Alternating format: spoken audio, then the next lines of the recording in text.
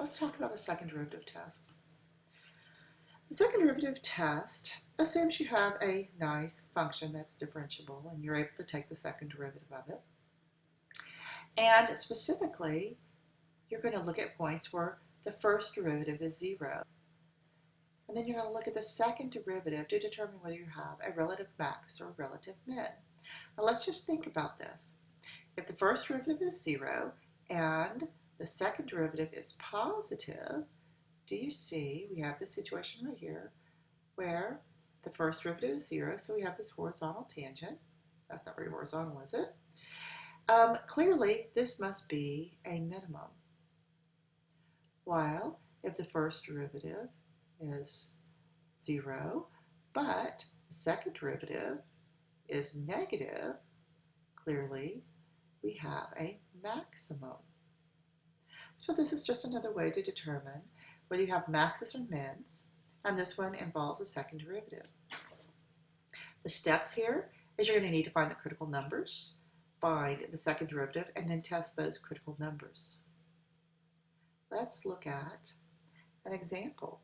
Suppose we have f of x is minus 3x to the fifth plus 5x cubed. The first thing you need to do is take the first derivative. So f prime is negative 15 x to the fourth plus 15 x squared. Now I'm going to go on and factor this. So let me factor out negative 15 x squared. So this is x squared minus 1. And where is this 0? Well, this is 0 when x is 0, 1, and negative 1. There are no points where this is undefined, or where it doesn't exist. So these are our 3 critical points. So these are the 3 points we're going to want to check. X equal negative 1, x equals 0, and x equal 1. I like putting them in order. Now we need to take the second derivative. So what is f double prime? Now for the second derivative, I'm going to go back to this derivative. So this is, now I'm going to, well, I'll just do it this way. So this is negative 60 x cubed plus 30 x. Now this I'm going to factor. I'm going to pull out negative 30x.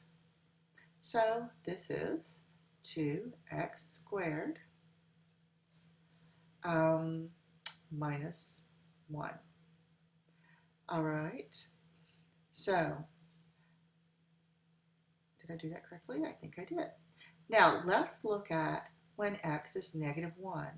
I'm not going to, you can find the actual value, but the actual value doesn't matter. The only thing that matters is the sign. So I'm going to do this one in black. When x is negative 1, I've got a negative here. I have a negative here. This negative comes from the negative. Negative. This is positive. What is this term right here? This term will be negative 1 squared is 2. So this term will be positive. So negative times negative. Okay, so this is going to be a positive. So the sign of the second derivative is a positive. So I have a critical number, and I have a positive second derivative. So this is a relative minimum.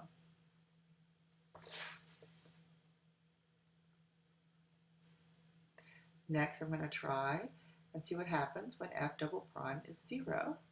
And this is just 0. The sign, since f double prime equals 0 at x equals 0, the test fails. And that's actually okay. Just write fails.